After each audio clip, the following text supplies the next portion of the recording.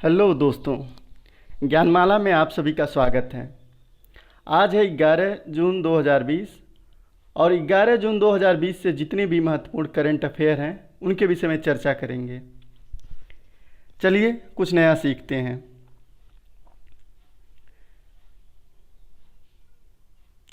आज का पहला क्वेश्चन है, हाल ही में किस राज्य सरकार द्वारा राज कौशल पोर्टल और ऑनलाइन श्रमिक रोजगार विनिमय की शुरुआत की गई है?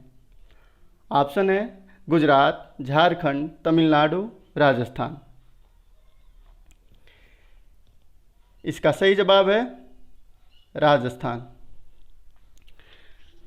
इस पोर्टल को सूचना और प्रौद्योगिकी विभाग और राजस्थान कौशल और आजीविका विकास निगम द्वारा विकसित किया गया है। इस पोर्टल का उद्देश्य प्रवासी श्रमिकों के लिए अवसरों की उपलब्धता में सुधार करके उद्योग और मजदूरों के बीच के फासले को कम करना है।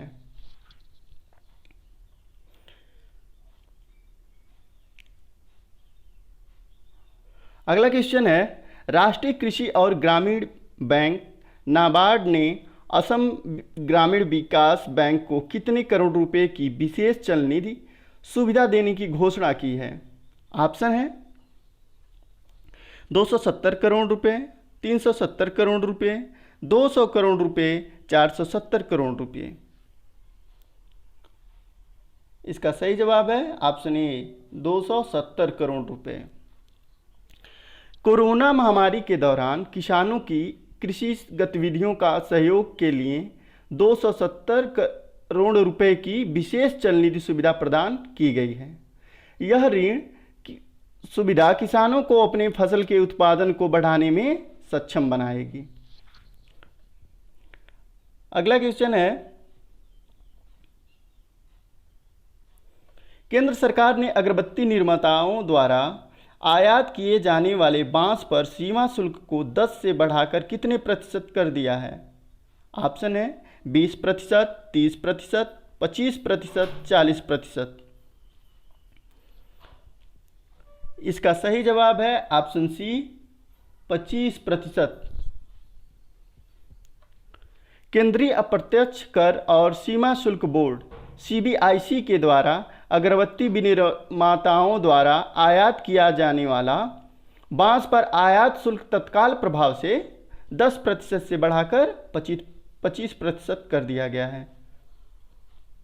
इसका मकसद आत्मनिर्भर भारत बनाने के लिए उन्हें घरेलू बांस का उपयोग करने के लिए प्रोत्साहित करना है, जिससे कि आत्मनिर्भर भारत का निर्माण हो सके।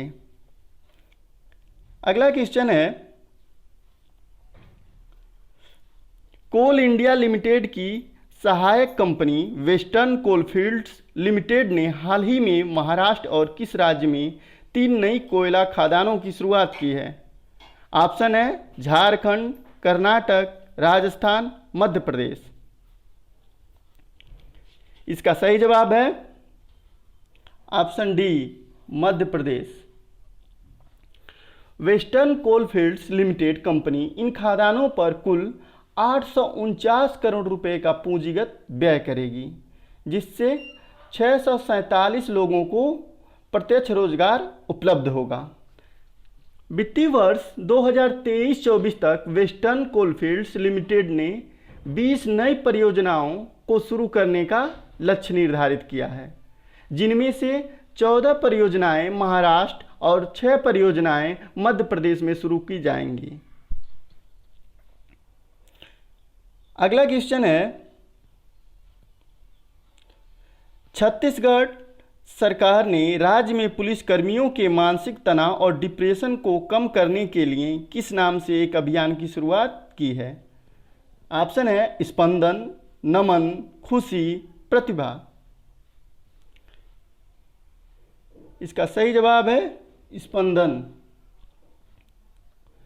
छत्तीसगढ़ सरकार ने राज्य में पुलिसकर्मियों के मानसिक तनाव और डिप्रेशन को कम करने के लिए स्पंदन नाम से एक अभियान की शुरुआत की है। इस कार्यक्रम के दौरान परामर्श सत्र, संगीत और योग थेरेपी की व्यवस्था की जाएगी। योग कक्षाओं के संचालन के लिए स्थानीय योग शिक्षकों का सहयोग मांगा गया है। अगला क्वेश्चन है, राष्ट्रपति रामनाथ कोविंद ने जम्मू कश्मीर और लद्दाख प्रदेश के संयुक्त हाईकोर्ट के जज के रूप में किसे नियुक्त किया है? ऑप्शन है जावेद इकबाल वानी, अख्तर अब्दुल वानी, सिद्धार्थ शंकर, बाबू ज्वाला प्रसाद। इसका सही जवाब है ऑप्शन ए जावेद इकबाल वानी। जाने माने अधिवक्ता जावेद इकबाल वानी को मंगलवार को जम्मू कश्मीर उच्च न्यायालय का न्यायाधीश नियुक्त किया गया। करीब 7 साल के अंतराल के बाद कश्मीर के किसी वकील को जम्मू कश्मीर उच्च न्यायालय के न्यायाधीश के रूप में नियुक्त किया गया है।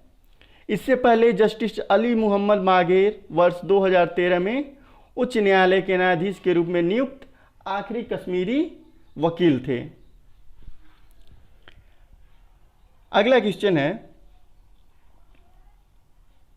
कर्मचारी भविष्य निधि ईपीएफओ ने लॉकडाउन के दौरान पिछले 2 महीनों में कितने करोड़ रुपए का भुगतान किया है?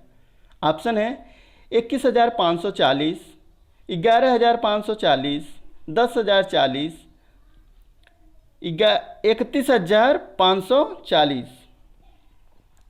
इसका सही जवाब है ऑप्शन बी 11,540 करोड़ रुपए। कर्मचारी भविष्य निधि संगठन ईपीएफओ ने लॉकडाउन के दौरान पिछले 2 महीनों में 36.02 लाख दावों के निपटान किए और अपने सदस्यों को 11,540 करोड़ रुपए वितरित किए। अगला क्वेश्चन है, केंद्र सरकार ने कोरोना संकट के कारण ड्राइविंग लाइसेंस, फिटनेस सर्टिफिकेट एवं परमिट की वैधता कब तक बढ़ाने का निर्णय लिया है? ऑप्शन है 15 अगस्त, 25 जुलाई, 30 सितंबर, 10 अक्टूबर। इसका सही जवाब है 30 सितंबर। इस फैसले को समझें तो जिन लोगों के दस्तावेज की वैधता 1 फरवरी 2020 से 30 सितंबर 2020 के बीच समाप्त हो रही है, उनकी वैधता 30 सितंबर 2020 तक बढ़ा दी गई है। क्योंकि लॉकडाउन की वजह से काफ़ी लोगों का जो परमानेंट ड्राइविंग लाइसेंस बनवाना था उसकी वैलिडिटी समाप्त हो रही थी, जबकि लॉकडाउन में सारे विभाग बंद थे। इसी के मद्देनज़र सरकार ने अहम निर्णय लिया है जिससे लोगों को काफ़ी राहत मिल सकेगी और इसको उत्तर प्रदेश सरकार ने भी अपने यहाँ लागू कर दिया है। अगला क्वेश्चन है, हाल ही में किस पहले अरब देश ने अपना मंगल मिशन लॉन्च करने की घोषणा की है?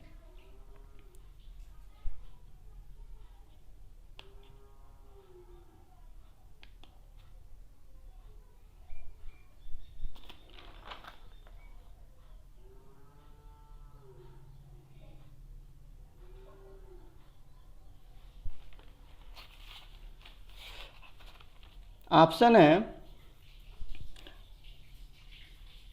संयुक्त अरब अमीरात, ओमान, कतर, इराक। इसका सही जवाब है ऑप्शन ए संयुक्त अरब अमीरात।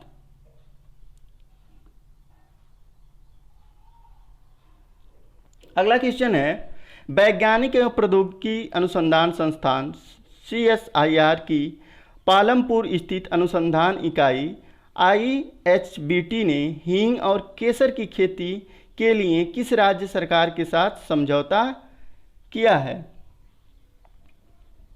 इसका सही जवाब होगा क्या? हिमाचल प्रदेश। हिमालयी जैव संसाधन प्रौद्योगिकी संस्थान और हिमाचल प्रदेश सरकार ने किसानों की आय बढ़ाने के उद्देश्य से देश में केसर और हींग की खेती को बढ़ावा देने के लिए आपस में साझेदारी की है। यह साझेदारी हिमालय से जुड़े हिमाचल प्रदेश में कृषि आय बढ़ाने, आजीविका में वृद्धि और ग्रामीण विकास के उद्देश्य को पूरा करने में मददगार हो सकती है। अगला क्वेश्चन है,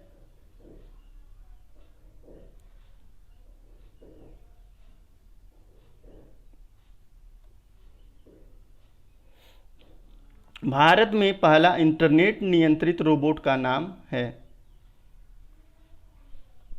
ऑप्शन है कोरोबाट, कोरोसंगी, कोरोजन, कोरुसाथी। इसका सही जवाब है ऑप्शन ए कोरोबाट। महाराष्ट्र में ठाणे के इंजीनियर प्रतीक तिड़ोकर ने कोविड-19 रोगियों का इलाज करने वाला अस्पतालों की ज़रूरत को पूरा करने के लिए पहला इंटरनेट नियंत्रित रोबोट बनाया है। यह स्वतंत्र रूप से भोजन, पानी, पेय पदार्थ, दवाइयाँ और यहाँ तक कि रोगियों को कुछ अच्छी सलाह भी देता है।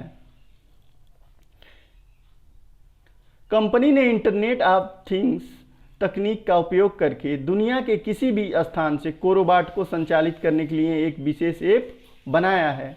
वर्तमान में पहला कोरोबाट कल्याण, जो मुंबई का एक जिला है, के हाली क्रॉस अस्पताल में सफलतापूर्वक स्थापित किया गया है।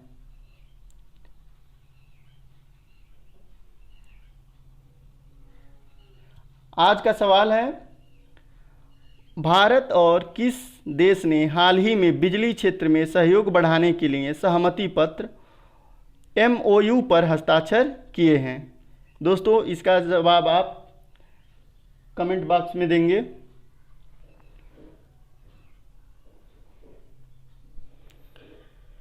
धन्यवाद।